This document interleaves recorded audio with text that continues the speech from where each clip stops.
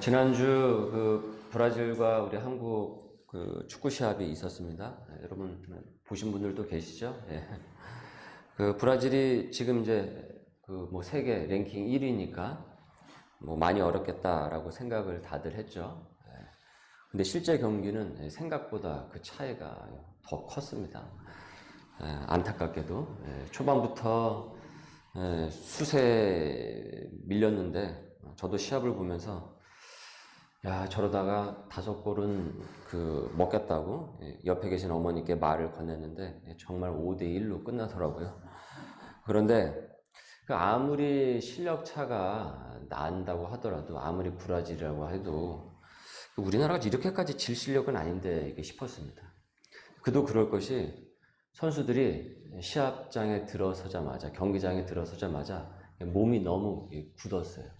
비전문가인 제가 보기에도 역력히 그 모습이 보였습니다. 그래서 해설자들도 계속 그 얘기를 하더라고요.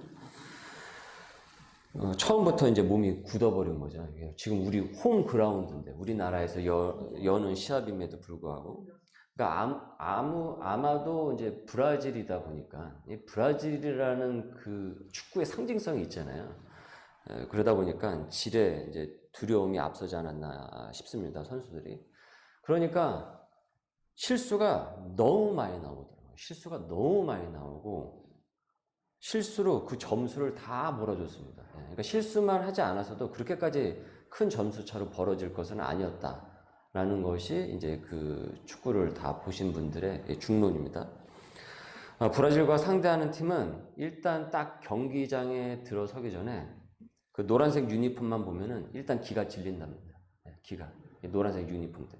그래서 어떻게든 브라질은, 이게 어웨이는 그 파란색 유니폼이고, 보통 이 홈 유니폼은 이제 노란색인데, 어떻게든 노란색 유니폼을 입고 뛰려고 한다라는 거예요. 왜냐면 그 노란색이 주는 이 두려움이 있는 거예요. 이 상대의 기를 딱 죽여 놓는 거죠, 먼저. 그래서 심리전을 이기는, 그런 팀하고 시합을 붙으려고 하면은 심리전을 이기는 것부터가 중요하다라고 하더군요. 그래서 이제 운동 경기는 실력도 실력이지만은 심리전이라고 합니다. 인간은 영적인 동물인지라 이 마음의 영역이 어떤 피조물보다도 압도적으로 큽니다. 우리에게는 영혼이 있기 때문에 그렇습니다. 지난 우리가 수요 성서학당 때 우리가 살펴봤듯이, 하나님은 우리를 당신의 형상에 따라 지으셨다라고 우리가 성경 공부 시간에 살펴봤죠. 하나님께서 우리에게 그 마음을 주신 것이에요. 그래서 인간에게는 특별히 이 마음이라는 이 영역이 참 신비롭습니다. 아주 신비로워요.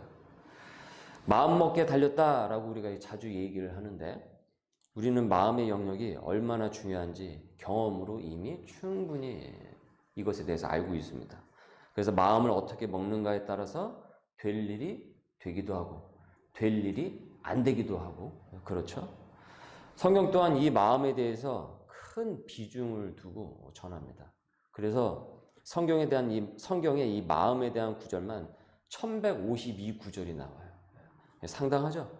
마음을 온전하게 하라, 마음을 정하라, 마음을 강하게 하라, 마음에 근심이 있다, 마음이 불붙듯하다, 자기 마음대로 행한다, 마음이 괴롭다, 마음이 유혹이 되었다, 마음이 기쁘다 등등 수없이 많습니다. 그래서 잠언서 4장 23절에 이렇게 말씀하였습니다. 읽습니다. 모든 지킬 만한 것 중에 더욱 내 마음을 지키라. 생명의 근원이 이에서 남이니라. 마음을 지키라. 생명의 그 근원이 여기서 시작이 된다. 그 근본이 여기에 있는 것이다. 그럼 우리는 어떻게 이 마음을 지킬 수가 있겠습니까? 하루에도 수십 번씩 어떤 사람을 만나고 또 어떤 상황을 부딪히게 되면은 우리의 이 내면 세계에서, 이 마음 속에서 이 전쟁이 일어나잖아요. 전쟁이 일어나는데, 이를 우리는 어떻게 이 전쟁에서 이길 수 있겠냐라는 것입니다. 우리는 어떻게 이 마음을 지킬 수가 있겠는가? 우리는 어떻게 해야 성령 충만해서 이 마음을 지킬 수가 있겠는가? 오늘 우리가 상고한 이 다윗의 시편을 통해서 우리가 오늘 말씀을 살펴보도록 하겠습니다. 자, 5절 말씀입니다. 5절 말씀을 여러분 한번 읽어보십시오. 5절 시작. 내 길을 여호와께 맡기라. 저를 의지하면 그가 이루시고, 그를 의지하면 그가 이루시고. 무엇이라고 말씀하고 있습니까? 나의 길을 여호와께 맡기면은 그를 의지하면 하나님께서 이루신다라고 말씀하였습니다. 그냥 우리가 갈 길을 하나님께서 알아서 이루어 가 주시는 것이 아니라 전제가 있습니다. 뭐예요? 먼저 하나님께 맡겨야 된다는 거예요. 맡겨야 된다. 그것이 먼저 되어야 된다라고 전하고 있습니다.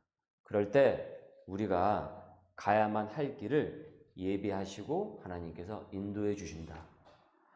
너를 의지하지 말고 누구를 의지하라는 것입니까? 여호와 하나님을 의지하라라는 것입니다. 이는 너를 하나님으로 삼지 말고 하나님을 하나님으로 삼으라는 것입니다. 나를 하나님으로 삼지 말고 하나님을 온전히 하나님으로 삼으라는 것입니다. 마음이 흔들리고 중심을 잃는 이유는, 그래서 그 마음 전쟁에서 지는 이유는 실은 하나님께 맡기지 못했기 때문입니다. 하나님께 전적으로 맡기지 못했기 때문에 그 전쟁에서 자꾸 지게 되는 것이다. 성령 충만하다라는 것은 성령께서 내 안에 꽉 차 있다라는 것입니다. 내 안에, 내 마음 가운데 꽉 차 있다라는 것이에요. 그래서 성령이 내 안에 꽉 차 있으면은 하나님의 인도를 받는 것입니다. 하나님의 그 일이 내 인생 가운데서 이루어지게 되는 것이에요. 그러면은 좀 더 우리가 구체적으로 여호와께 맡긴다라는 것이 무엇인가? 하나님께 맡긴다라는 것이 도대체 무엇인가? 구체적으로 우리가 하나님께 맡겨야 된다라는 것을 익히 들어서 알고는 있는데 실제적으로 내 생활 가운데서 내 삶의 영역 가운데서 구체적으로 이것을 맡기는 것이 어떤 것인지에 대해서는 잘 우리가 모호하다라는 것입니다. 모호하다라는 거죠. 그래서 우리가 오늘 본문 말씀을 찬찬히 우리가 살펴보면서 다윗은 어떻게 하나님께 맡겼는가를 살펴보도록 하겠습니다. 다윗이 마음 전쟁에서 중심이 흔들려가지고 막 일을 그르치고 자기 성격대로 자기 성질대로 막 행해가지고 해야 될 그 하나님의 일을 망쳐버리거나 그러지 않고 오히려 그 순간 흔들리는 그 감정을 딱 부여잡고서 이를 극복하게 되었음을 오늘 말씀을 통해서 우리가 보게 되는 것입니다. 시편을 살펴보면은 다윗 주위에는 다윗을 모함을 하고 괴롭히고 하는 사람들이 참으로 많았다라는 것을 우리가 배워서 알고 있었죠. 안티들이 많았죠. 팬도 있었지만은 다윗을 싫어하는 안티들도 상당히 많았습니다. 왕이었지만은 바람 잘 날 없는 인생을 살았던 사람이 바로 다윗이었다. 그래서 다윗에게는 그런 자들 때문에 항상 큰 고민이 있었습니다. 어떤 고민이 있었을까요? 그런 행악자들에게 방어를 하긴 해야겠는데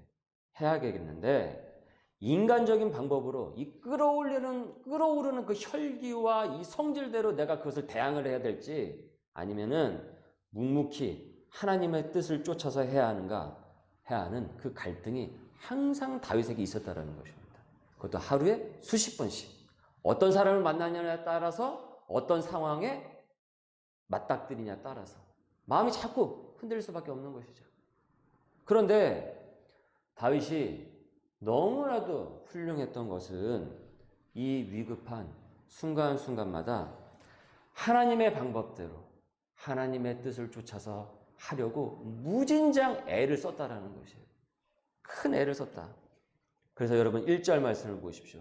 1절을 보면은 악을 행하는 자들 때문에 불평하지 말면서 불의를 행하는 자들을 시기하지 말지어다.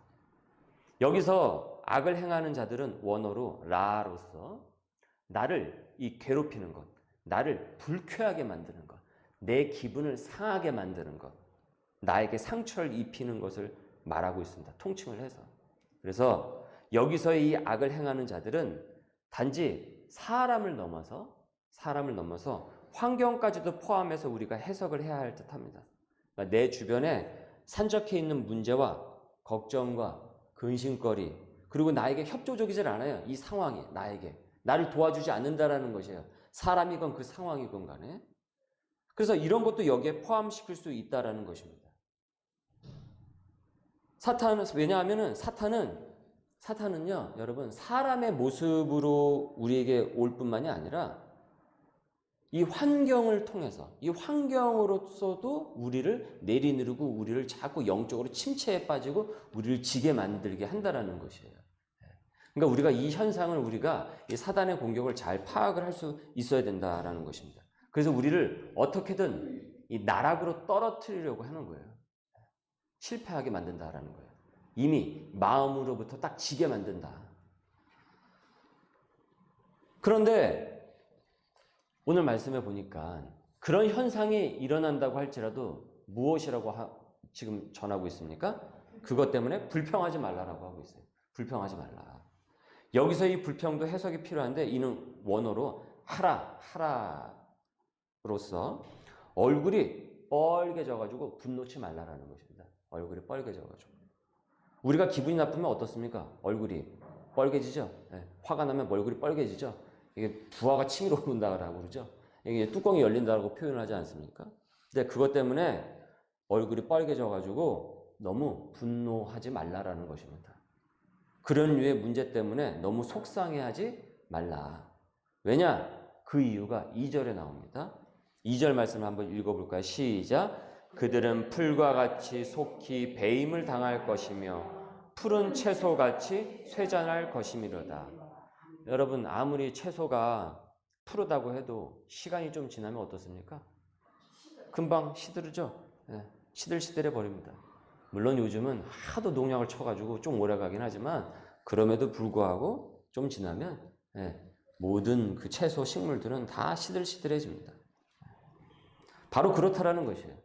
행악자가 우리를 불안에 떨게 만드는 그 사단의 것들이 지금은 기리기리 뛰고 천방지축으로 설치면서 나대지만은 그들은 곧 있으면 시들해져 버릴 채소에 지나지 않음을 말씀하고 있는 것입니다. 그러면 그 다음 이제 우리는 어떻게 행동을 해야 되는가라는 거예요. 그런 현상과 그런 상황을 맞닥뜨리게 되었을 때 불평하지 않으면서 그 감정을 흔들리지 않으면서 그 다음에 그럼 우리는 어떻게 해야 하는가? 주님께 이제 맡겨야 되는 것이죠. 맡겨야 되는데 주님께 맡긴다라는 것이 그냥 무의도식하면서 가만히 있는다라는 것이 아닙니다. 그냥 가만히 있는다라는 것이 아니에요. 첫 번째, 하나님을 의뢰하고 선을 행하라라고 하고 있습니다. 하나님을 어떻게 하고요? 의뢰하고 선을 행하라. 여러분 3절을 보십시오. 3절. 여호와를 의뢰하고 선을 행하라. 땅에 머무는 동안 그의 성실을 먹을거리로 삼을지어다. 끊임없이 하나님을 의뢰하고 선을 어떻게 하라고요? 계속 행하라 라고 말씀하고 있어요. 여러분, 하나님을 의뢰한다는 것이 무엇입니까? 믿음이에요, 믿음. 하나님을 향한 신뢰예요, 신뢰. 그렇죠? 하나님을 신뢰하라는 것이에요. 그러니까 그분이 내 문제를 해결해 주실 수 있음을 믿으라라는 거예요. 신뢰하라라는 것입니다. 성령 충만을 복잡하게 여러분 생각하지 마십시오. 성령 충만이라는 것은 하나님을 향한 절대적인 그 신뢰입니다. 하나님을 향한 절대적인 그 신뢰가 바로 성령 충만한 것입니다. 그리고 우리가 그렇게 믿었다고 한다면 무엇을 해야 된다고요? 선을 행하라고 말씀하고 있어요. 악을 행하는 것이 아니라 어떻게 하라고요? 선을 행하라 라고 하고 있습니다. 악과 반대되는 것이죠. 하나님을 믿으면은 선을 행하는 것이에요. 어떻게 선을 행하는가? 그의 성실로 먹을거리를 삼을지어다 라고 했어요. 하나님은 성실하신 분이세요. 그렇죠? 하나님은 성실하신 분입니다. 하나님은 성실하신 분이시기 때문에 기복이 없으신 분이기 때문에 너희들을 그렇게 굶어 죽이시는 분이 아니다. 그러니까 그분의 성실하심이 너희를 먹이신다라는 것이에요. 너희를 먹이신다.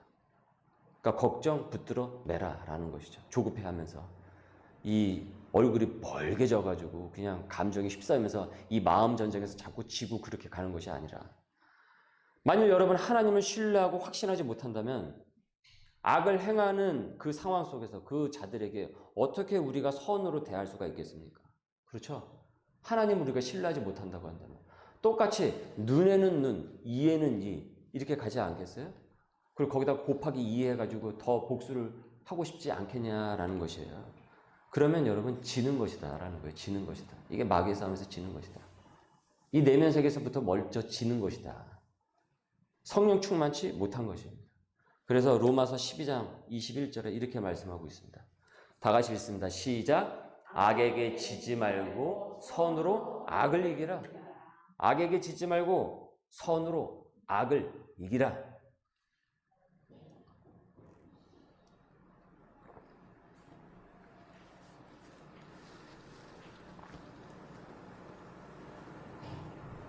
우리가 하나님을 신뢰하기 때문에 하나님께서 그 억울함도 풀어주실 분이기 때문에 그 문제도 하나님께 맡기고 나는 선으로 행하겠습니다. 말씀에 순종을 해서 아무리 악한 일이 내게 벌어져도 그 악독한 마음을 나도 똑같이 품고서 행하지 않겠습니다. 그러니까 이런 신앙 고백의 삶을 살라라는 것이에요. 마치 요셉이 이복 형제들에게 어땠습니까? 천하의 억울하고 분통이 터질 만한 일을 당했잖아요. 예. 그래서 복수로 그 형들에게 다가갈 수 있었잖아요. 그런데 어떻습니까? 복수로 행하지 않고 오히려 어떻게 했어요? 선으로서 그 형들을 대해줘 버렸잖아요.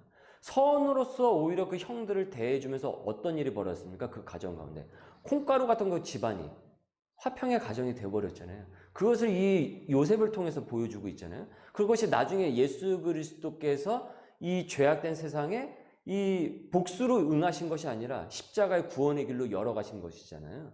이것이 바로 그 모형을 우리에게 보여준다고 전에 말씀을 드리지 않았습니까? 그래서 요셉이 이렇게 고백을 하죠, 나중에.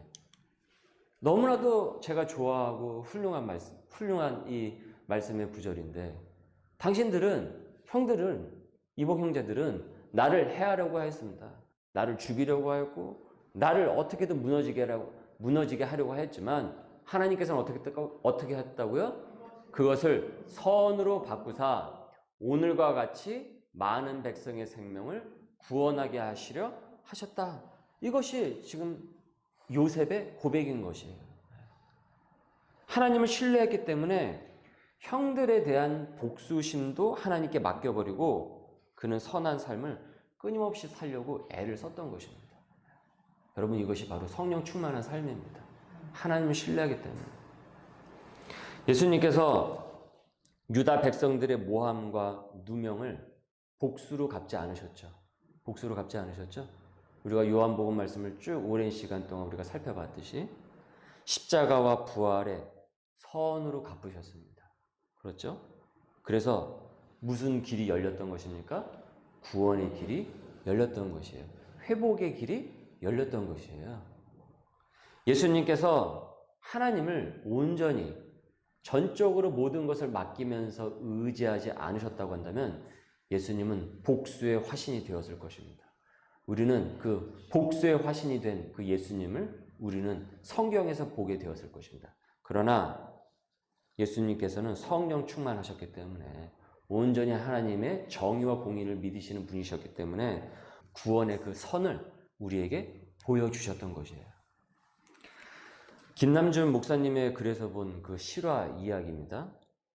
꽤 오래전인데 제가 신학교 초창기 때 그 글에서 이제 본 이야기인데 어느 교회에서 아주 커다란 그 분쟁이 일어났습니다.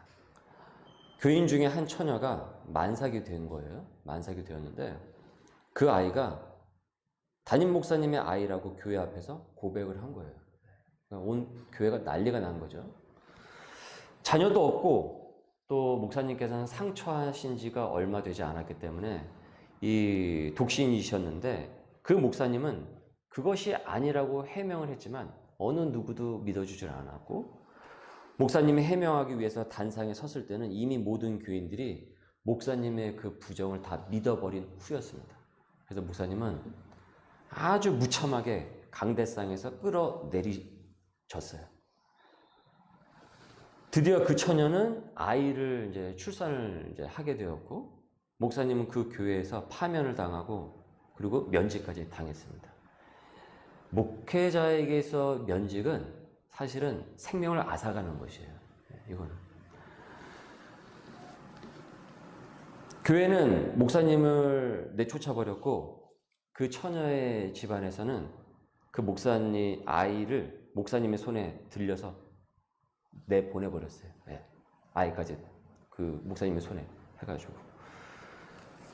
그 후에 목사님은 이제 강원도에 있는 어느 탄광에 들어가 이제 5년이라는 세월을, 긴 그 세월을 눈물로 기도를 하면서 광부로 품을 팔아서 어린아이를, 그 아이를 마치 자기 자식 이상으로 아주 지극정성으로 양육을 하면서 그 자신의 그 결벽을 하나님께서 풀어주시기를 간절히 기도를 했어요. 그리고 5년이 딱 되었을 때 어느 날이었는데, 이 거짓을 한 이 여인이 한 부흥 집회에 어떻게 이제 참여를 하게 되었는데, 거기서 자신이 저지른 그 추악한 죄에 대해서 너무 큰 가책을 받은 거예요.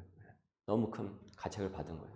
그래서 그 자리에서 눈물로 회개를 하고, 자기의 그 아이가 사실은 목사님의 아이가 아니라 다른 이의 아이라는 것을 이제 자백을 하게 되었던 것이에요.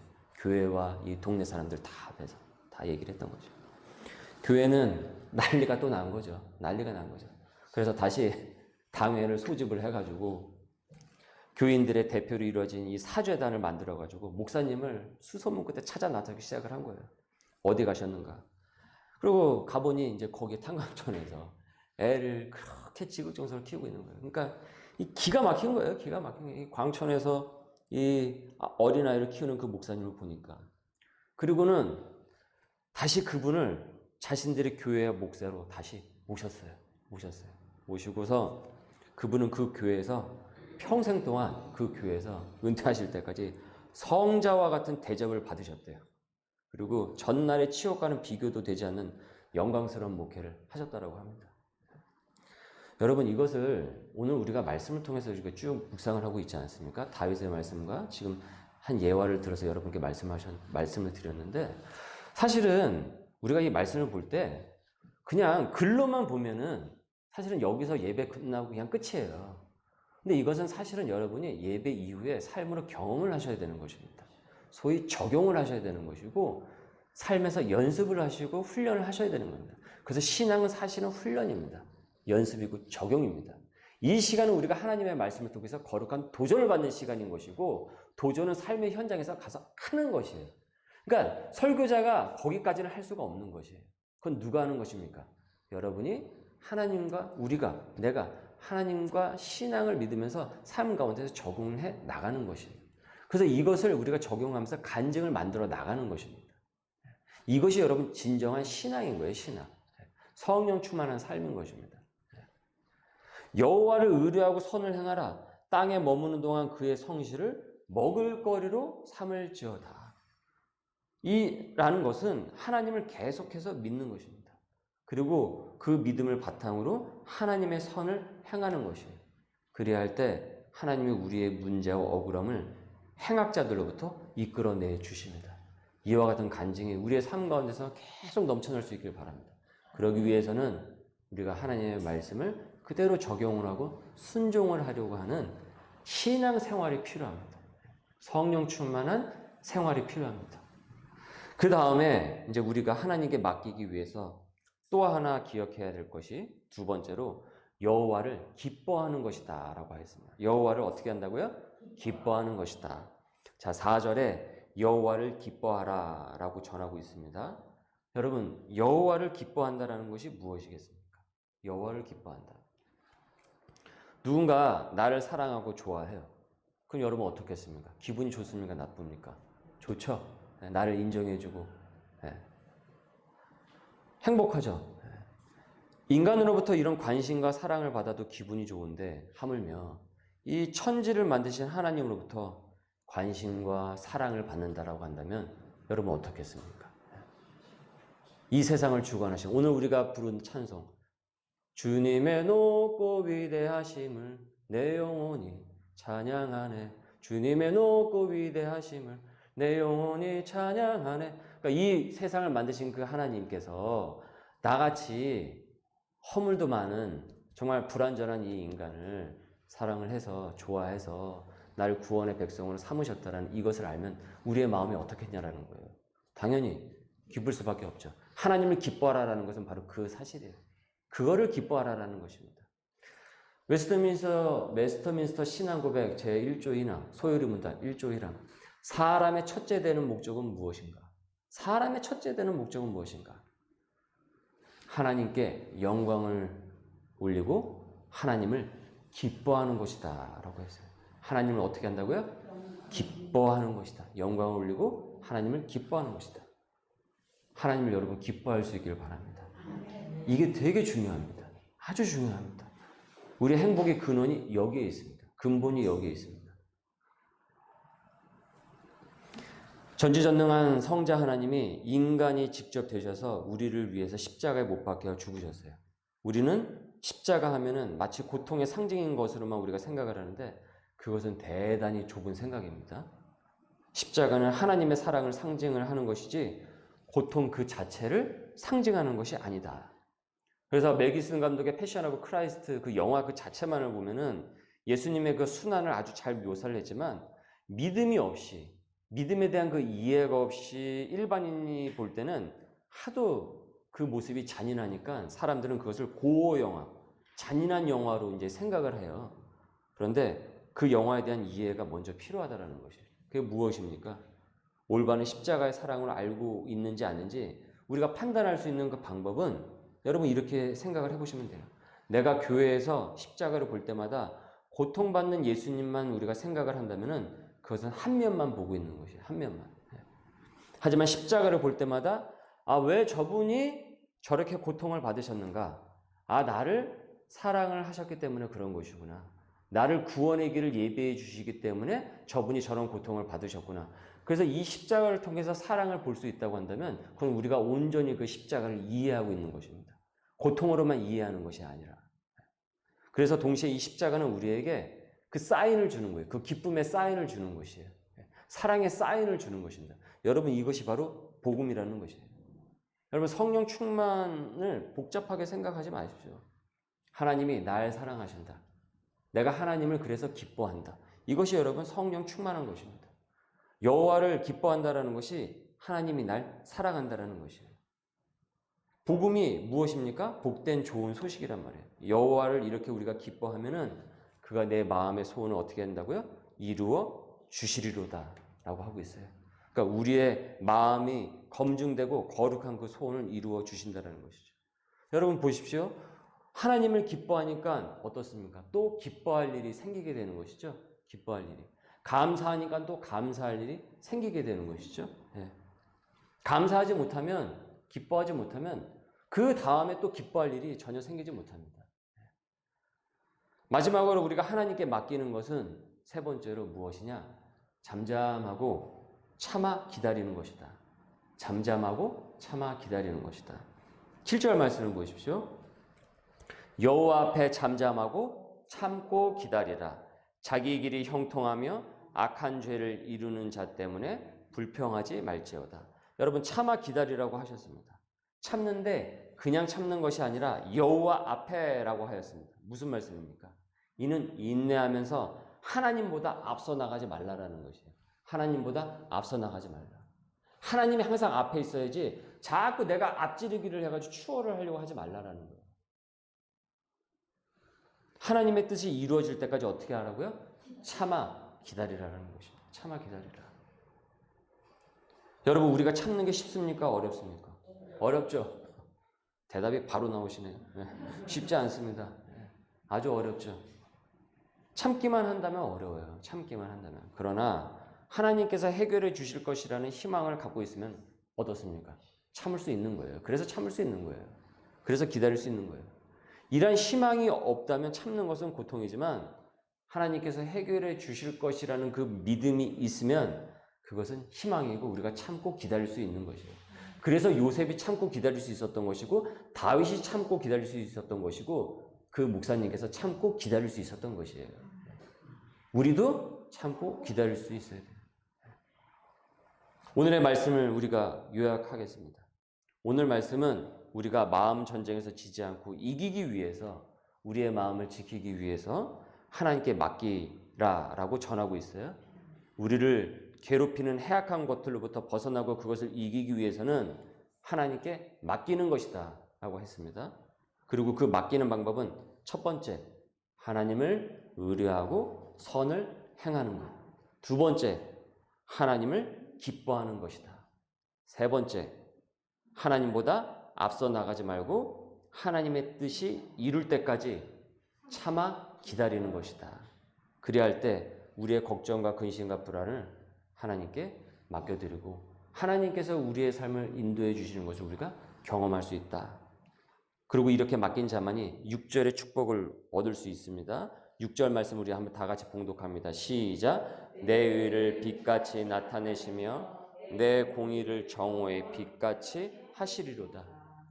다윗의 삶 속에서 하나님께 맡겼을 때 하나님께서 자신을 어떻게 높이시고 대우해 주시는지 다윗은 깨달았던 것이에요. 그래서 그 간증을 시편에 녹여냈어요. 감동을 받았어요. 그러니까 자신이 인생의 주인이 되어서 모든 짐을 다 지고 나갔을 때 하고 하나님께 맡기고 묵묵히 하나님의 뜻을 기다렸을 때 어떤 차이가 있는지 자신의 삶의 데이터로서 깨닫게 된 거예요. 이 다윗이. 그래서 이렇게 고백을 해요. 의를 빛같이 나타내시며 공의를 정오의 빛같이 하시리로다. 하시리로다. 막노동을 하면요, 몸은 꽤 많이 힘듭니다. 건설 현장에서. 그런데 그 일꾼이, 그 현장에서 그 일꾼이 이 건물이 잘 지어질까 말까 고민하는 일꾼은 없습니다. 그것 때문에 막 스트레스 받고 그것 때문에 잠을 못 자고 그러는 그 정신이 피폐해지는 일꾼은 없어요. 왜요?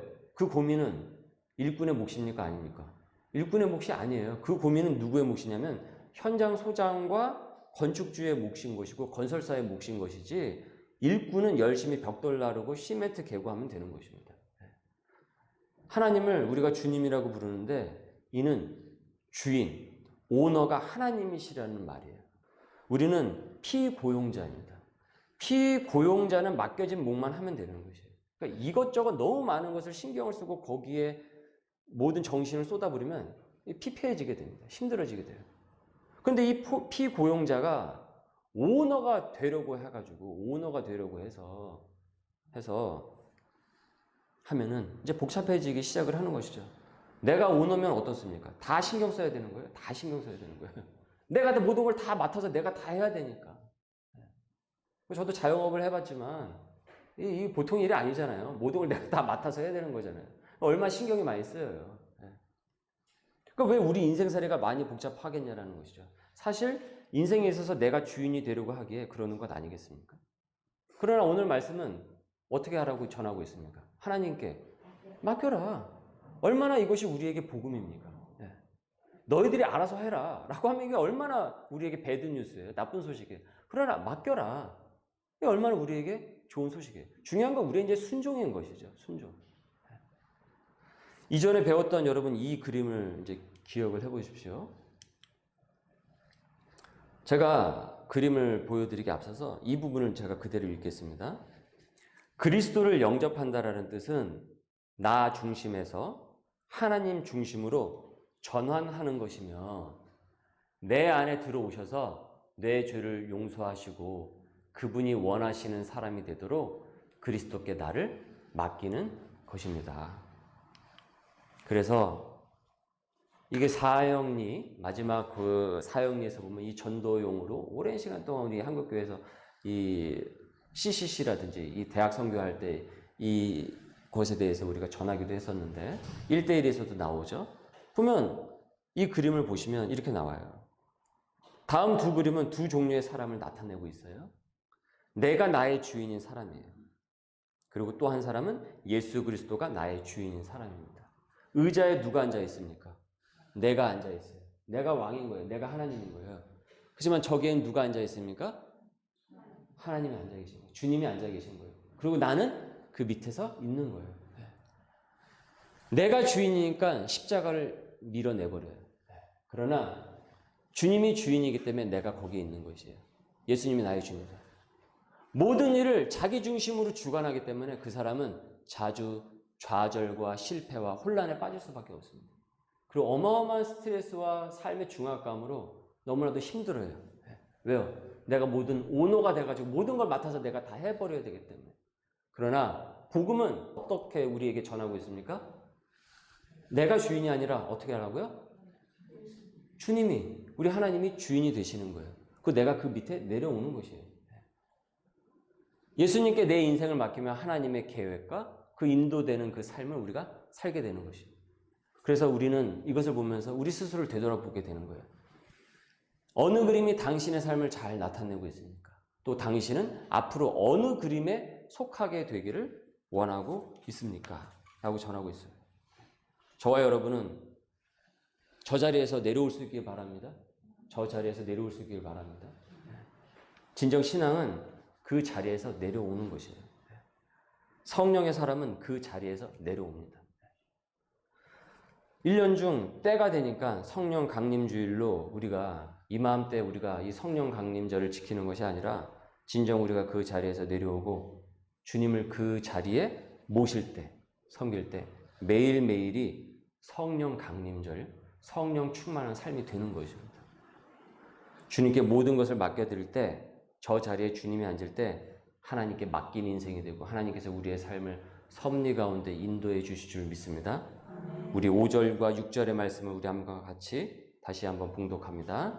시작. 내 길을 여호와께 맡기라. 그를 의지하면 그가 이루시고 내 의를 빛같이 나타내시며 내 공의를 정오의 빛같이 하시리로다. 아멘. 우리 말씀에 잇대어 기도하겠습니다. 은혜가 많으신 하나님 감사합니다. 주님께 모든 것을 맡겨드릴 수 있도록 그와 같은 삶이 되게 하여 주시었고 순종하면서 우리의 삶 속에서 신앙생활을 지속적으로 해나갈 수 있도록 주님 역사하여 주시옵소서. 내 길을 여호와께 맡기라. 그를 의지하면 그가 이루시고 지금껏 내가 그 의자의 자리에 앉아서 내가 하나님이 되려고 했던 그 모습들을 주님 회개합니다. 용서하여 주시옵소서. 그러면서 내가 주변을 원망하였고 불평하였고 상처를 주었던 나의 죄악된 모습을 주님 용서하여 주시옵소서.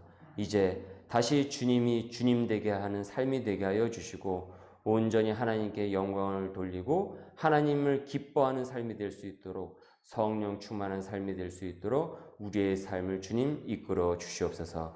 감사하며 예수님의 이름으로 기도드립니다. 아멘.